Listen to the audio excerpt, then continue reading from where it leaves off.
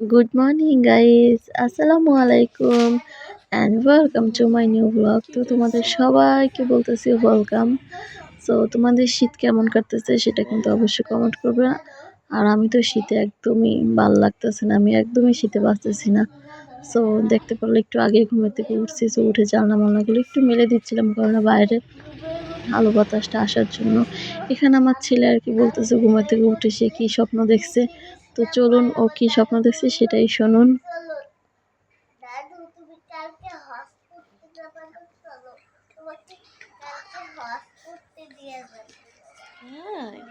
তো বাচ্চাদের স্বপ্ন ভাই এরকমই হয়।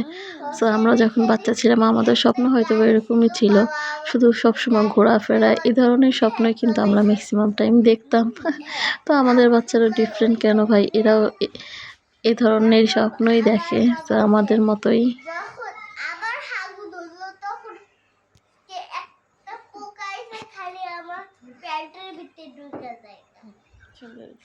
তো স্বপ্ন-টপ্নর গল্প তো শুনলেনই, চলুন এবার বেসিনে কিছু থালা বাসন ছিল সেটাই ক্লিন করে নিলাম। তো এখন রান্নার কাজে আর কি লেগে গেছি। তো আমি উঠে রান্নার যেটা রান্না করবো আর কি সেটা একদম কুটে-মুটে রেডি করে রেখেছিলাম। এই তো আজকে সিম্পলভাবে পাতাকপি দিয়ে আর হচ্ছে শুটকি দিয়ে আর কি রান্না করব। তা এটা কারা কারা খেয়েছে কিন্তু কমেন্ট করবা। তো আমরা কিন্তু শীতের দিন একটু শুটকিটা বেশি প্রিফার করি।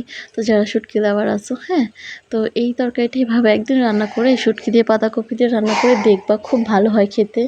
অ্যান্ড আমি এটা কিন্তু আমার মানে শ্বশুরবাড়ি থেকেই শিখেছি, যেহেতু আমার শ্বশুরবাড়ি রংপুর। সো তারা কিন্তু ম্যাক্সিমাম টাইম সব কিছুতেই শুটকিটা আর কি রাখে। সো আমি কিন্তু বরিশালের, সো সেরকমভাবে আমাদের শুটকি খাওয়া হয় না। তো শুটকির সাথে পরিচিত হয়েছি আমার হাজব্যান্ডের সাথে পরিচিত হবার পরই।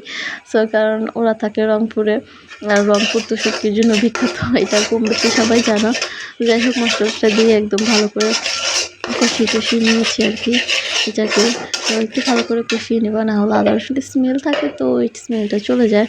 তো যার রান্নার আর কি যেরকম আর কি ইচ্ছা, কেউ বিভিন্ন স্টাইলে করে রান্না করতে পারো। তো আমি আবার মনে করি কি একঘেয়ে খাবার সবসময় একই রান্না এগুলো ভালো লাগে না। তো একটু ডিফারেন্ট করে রান্না না ভালো লাগে। তো এই যে শুটকিগুলো আমি ধুয়ে রেখে দিয়েছি, অ্যান্ড এটার মধ্যে অ্যাড করে একটু ভালো করে কষিয়ে নিয়ে গ্যাসের পাতাকপিটা দিয়ে দিব। তো এইভাবে একদিন তোমরা কিন্তু রান্না করে খেয়ে অ্যান্ড আমাকে কমেন্ট করবা যে কীরকম হয়েছে। তো আমাদের কাছে কিন্তু ভালোই লাগে। তো চলো বাজার করে নিয়ে এসেছি কি সেটা শেয়ার করি। তো গতকাল রাতে আর কি আম্মু বাজারটা করে নিয়ে আসছে। সো ভাই মাসের বাজার মানে কি বলবো তোমাদেরকে, এটা যে কত বড় একটা প্যারা। সো সেটা সবাই জানো, যারা গৃহিণী আছো। সো আমরা যারা হচ্ছে মাসের বাজারটা করি। সো এখানে মাছগুলোকে দেখে নিচ্ছিলাম একটু, ওদেরকে এখনও খাবার দেওয়া হয় নাই, সো দিব। তো এখানে ওদের বাচ্চাদের জন্য আমি ভিডিও করতে খুবই অসুবিধা হয়। তো ওদের জন্য একটু নাস্তার আইটেম কিছু নিয়ে আসছি, টুকটাক কিছু কেক নিয়ে আসছিলাম বাচ্চাদের জন্য, মিনি কেকগুলো পাওয়া যায়। তো এখানে বিস্কিট নিয়ে আসছি কিছু, এইগুলোই আমাদের মাসিক বাজারের মধ্যে থাকে কিন্তু সবারই। তো শুকনা মরিচ অ্যান্ড তারপরে কি বলে আটা, তারপরে হচ্ছে গিয়ে মানে বিভিন্ন জিনিসই টিস্যু এভরিথিং অনেক কিছুই সবার লাগে মাসের বাজার। তো এই মাসের বাজারটা করতে আমরা কিন্তু খুবই প্যারা খাই অনেকেই, কারণ খুবই বিরক্ত হয় আর কি লাগে, যেহেতুগুলো টাকা চলে যাচ্ছে এখান থেকে যদি কিছু একটু আর কি নিজেদের জন্য হাত খরচা রাখতে পারতাম তাহলে কিন্তু অনেক ভালো হতো। কিন্তু আমার হয় কি আমি ম্যাক্সিমাম টাইম রাখতে পারি অ্যান্ড কিছু টাইম রাখতে পারি না। তো যাই হোক বাজারটা তো আম্মুই করে, সেই হিসাবে খুব রাখাটা কমই হয়। আমি আমার হাজব্যান্ডের থেকে বেশিরভাগ নিয়ে রাখি। তো সেই হিসাব করে আর কি মাসের বাজারটা যেগুলো আম্মুই করে নিয়ে আসে। তো এখানে আমার ছোটো বাচ্চার জন্য তো আমি কাজ করেই শান্তি পাই না। তোমরা তো জানো আমার 2টা বেবি আছে। বেবি 2টা একদম অত্যাধুনিক দুষ্ট। তো কাদের বাসায় এরকম আছে দুষ্ট? তো তোমরা কিন্তু কমেন্ট করবা।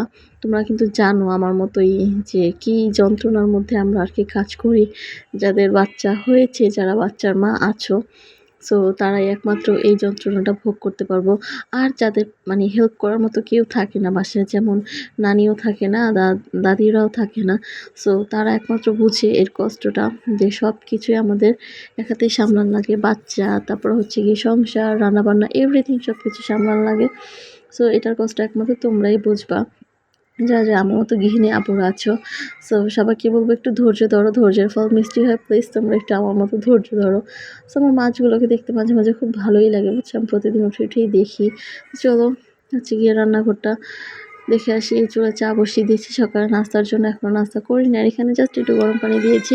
আর ওয়েদারটা তখনও ঠান্ডা ছিল, রোদ উঠে নাই কিন্তু। তো থালা বাসন যা ছিল তা টুকটাকভাবে ক্লিন করে নিয়েছি। তো এখানে আমার গতকালকে যে আতপ চাল নিয়ে আসে, তো এটা দিয়ে ভেরি সুন পিঠা বানাবো ইনশাআল্লাহ, তোমার কাছে শেয়ার করব।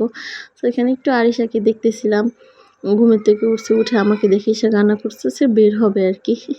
তো ওকে একটু ক্যাপচার করলাম, ভালোই লাগে বলো তো ছোটো বেবিরা বাসায় থাকলে, আমার কিন্তু খুবই ভালো লাগে। সো আমাদের বাসায় আরেকটা বেবি ছিল, তোমরা জানো, ওকে অনেকেই অনেক ব্লগে দেখেছো। সো ও ইনশাল্লাহ ছোটো ছোটোভাবে মাঝে মাঝে আসবে হুটহাট করে, কারণ ও অন্যান্য বাড়ি চলে গেছে। তো এই জন্য ব্লগে আর কি খুবই কম দেখানো হয়।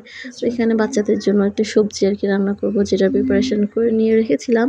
তো এটাই জাস্ট এখন রান্না বসিয়ে দেবো আর কি।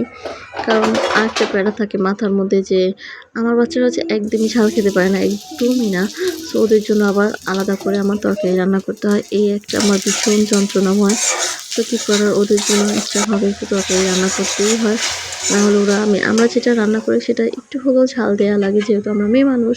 অ্যান্ড অবশ্যই ঝাল খেতে হয়, ঝাল না হলে কিন্তু আমরা খাবারই খেতে পারি না। ঝাল না হলে অবশ্যই একটা কাঁচামরিচ নিয়ে ওটাকে চাবাই খাই, বাট বাচ্চাদের জন্য সেটাও পারি না, কারণ ওদের জন্য তরকারিতে ঝাল খেতে পারি না, ঝাল না দিলে আবার আমরাও খেতে পারি না। খুব বিরক্ত, আমি জানি তোমরাও আমার মতো এই সমস্যাটা ফেস করতেছো। তো বোনরা বা আপুরা প্লিজ টেনশন করো না, একদিন ইনশাল্লাহ সব ঠিক হয়ে যাবে। তো একটু কষ্ট মষ্ট করে আমার মতো খাও, কী করবো আর বলো। তো যাই হোক, এখানে সবজিটা বসিয়ে দিলাম তোমাদের সাথে বকবক করতে করতে। তো চলো এবার বিছনা টিছনাগুলো গুছিয়ে ফেলি। তো ঘরের কাছে এখনও পর্যন্ত বিছনা টিছনা সব এলোমেলো, নাস্তা করে রান্নাবান্না শেষ করে ফেলছে অলরেডি। তাও এখন হচ্ছে গিয়ে বিছানাটা আর কি গুছিয়ে নেব।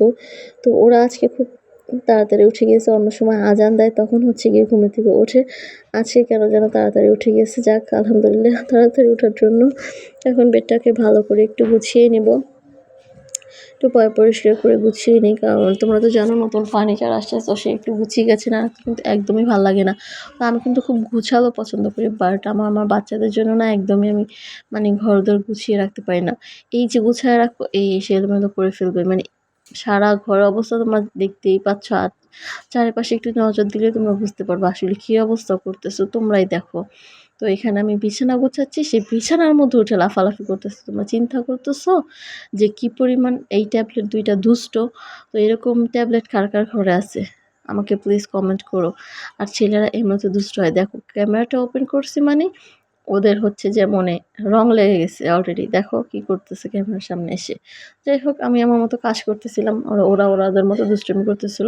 তো এই খাতাটা দেখতে পাচ্ছ, এটা আমার শাশুড়ি নিজের হাতে করেছে, খুব যত্নে করে আর কি করে সেলাই করেছে। তো যার জন্য খাতাটা আমি খুব কমই ইউজ করার ট্রাই করি, কারণ আমাকে আবার কেউ নিজের হাতে কোনো কিছু যত্ন করে দিলে ওটাকে আমি খুব ভালোবাসি, সে যেই হোক না কেন। সো যেহেতু আমার শাশুড়ি বলে কথা, তো এই জন্য আমি খুবই যত্ন করে রাখতে পছন্দ করি, কারণ একসময় না একসময় তারা থাকবে না, অবশ্যই তাদের জিনিস দেখে মনে করবো আর কি যে এটা আমার শাশুড়ির হাতে নিজে করে দিয়েছে। সো ভালোই লাগে, কিন্তু তোমরা যারা যারা এখন বউ হয়েছে তারা জানো। আর আলহামদুলিল্লাহ আমার শাশুড়ি অনেকটা ভালো, অনেকটা ভালো। আমাকে খুব ফ্রেন্ডলিভাবে চলাফেরা করে, আমাকে সব দিক দিয়ে হেল্প করে, অ্যান্ড বুঝে যে আসলে এই যুগে কিন্তু আমার শাশুড়ির মতো শাশুড়ি পাওয়া একটু চাপ হলেও, বাট আমি খুব হ্যাপি। তো আমার শাশুড়ি সবভাবে আমাকে বুঝে, হ্যাঁ। সো এই জন্য লাখ লাখ শুক্রিয়া, অ্যান্ড আলহামদুলিল্লাহ বলতে একদম ভুলবো না, কারণ শুক্রিয়া তো আদায় করতেই হবে, যেহেতু এরকম সুন্দর একটি শাশুড়ি ফ্যামিলি পেয়েছি। সো আমার শ্বশুরও ছিল, তোমাদের কাছে আজকে খুব বেশি বকবক করে ফেলতেছে। যাই হোক, এত বকবক করার কোনো প্রয়োজন নেই। তো ইনশাল্লাহ অন্য এক ব্লগে তোমাদের সাথে শেয়ার করব।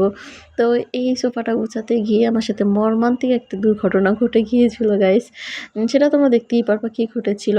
তো বিছানাটা আর কি সোফাটার ওই যে ভিতর থেকে না নোংরা নোংরা